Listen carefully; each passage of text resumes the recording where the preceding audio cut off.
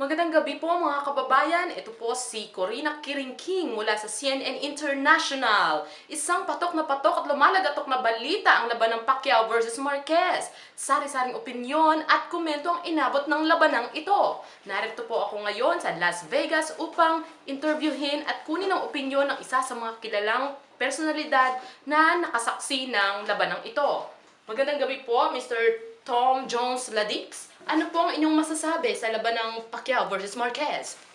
Yes, magandang gabi sa lahat at sa iyo po, Corina. I believe that Manny Pacquiao did a good job. And para ho sa hindi nakakaalam, dahil si Marquez ay may ginamit na secret weapon na tinatawag.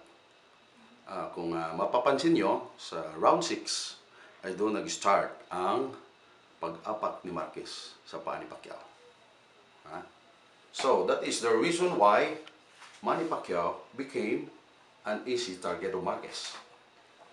At kung kayo po ang nasa lugar ni Pacquiao at tinapakan po ang inyong paa, ano po ang inyong gagawin? Aba, siyempre, apakan ko na yung paa niya.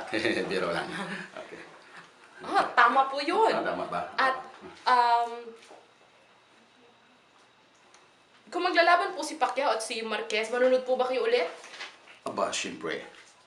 Wala pang laban na ni Manny Pacquiao na hindi ko pinanonood. Ganun po ba?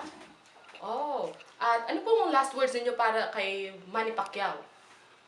Manny Pacquiao, idol, huwag kayong mag-aalala at kami ay sumusuporta sa inyo.